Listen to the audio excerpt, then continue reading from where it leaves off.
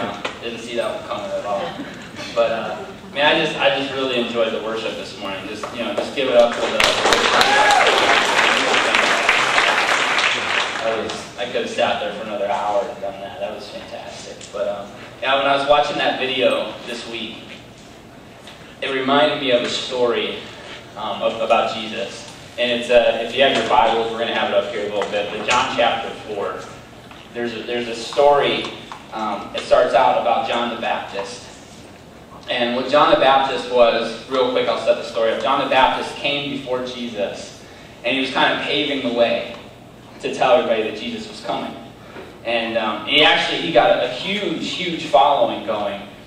And the Pharisees, which are the people that plotted to kill Jesus, really didn't like John the Baptist either, for the same reasons that they hated Jesus, was that they were getting more attention than the Pharisees were, and so they hate that. And so John's getting this really big following, but they didn't bug John so much as they bugged Jesus later on, because the people just loved him. They loved John the Baptist, and he was the first evangelist. And so that's why I'm kind of bringing up the first person to really start to spread the news about Jesus Christ. And so he had all these followings, and the Pharisees left him alone fairly well, but then Jesus actually showed up. And so I think that part of the reason they left John the Baptist alone so much is that they thought he was just kind of yapping. Like, well, whatever, it's not going to happen, so just let him talk, everything will be cool, and he'll go away eventually. But then Jesus shows up. And so this really, flips the Pharisees out. And Jesus begins to get more and more followers very early in his ministry, to the point where John chapter 4 says that Jesus and his disciples were now baptizing more people than John the Baptist. And there's one thing you want to do to make your enemy mad, it's get bigger. Right? I mean, if it gets to get better, to get more following. And so this was really frustrating the Pharisees, and Jesus, knowing that it wasn't his time to go yet, knew that they had to get away, and so they left town. And they left town, and we'll pick the story up right there in John chapter 4, verse 4. Now, he had to go through Samaria. So he came to a town in Samaria near the plot of ground Jacob had given to his son Joseph. Jacob's well was there, and Jesus, tired as he was from the journey, sat down by the well. It was about the 6th hour. Now, Samaria is kind of like Pittsburgh.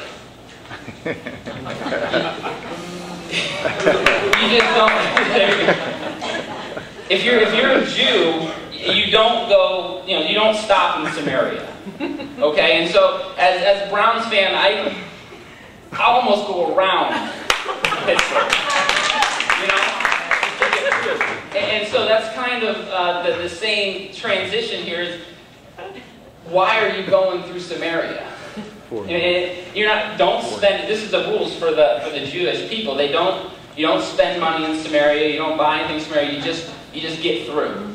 Don't stop. Don't look any direction. And so I'm thinking that's exactly what I do with Pittsburgh. And so we get through, and I'm wondering why Jesus just didn't go around. Because this is even deeper than Browns Steelers. This is centuries and centuries of hate.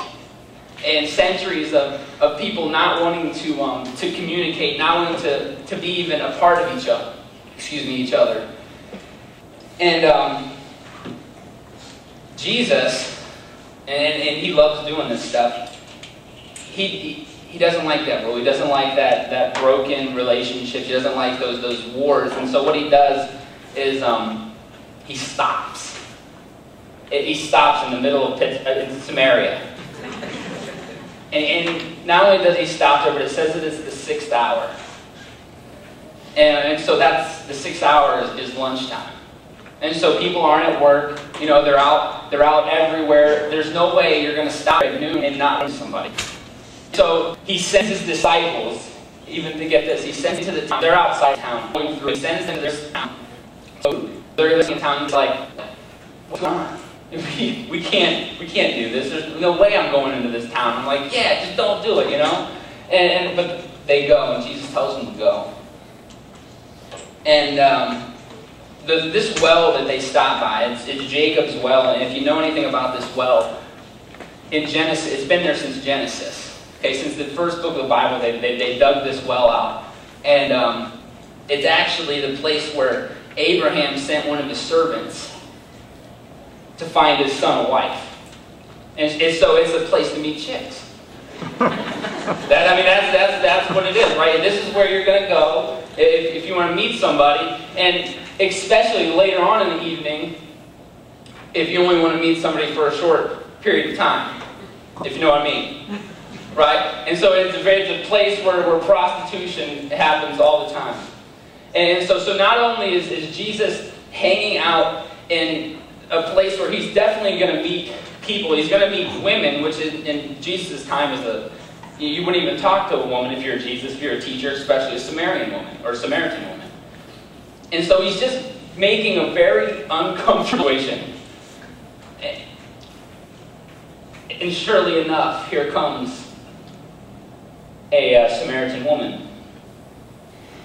And I'm wondering, what's Jesus going to do? Right? What do you do in that situation? Because culture says that we should leave. You know, culture says that if Jesus is there and a Samaritan comes up, that we should go somewhere else. That we should turn our backs while they're there, or that we should try not to make eye contact like that guy in the movies. You know, and he scooted over as soon as he sat down. That's what culture says we should do. And so I'm wondering, you know, what is Jesus going to do? And he does exactly what you'd expect Jesus to do. He doesn't turn away.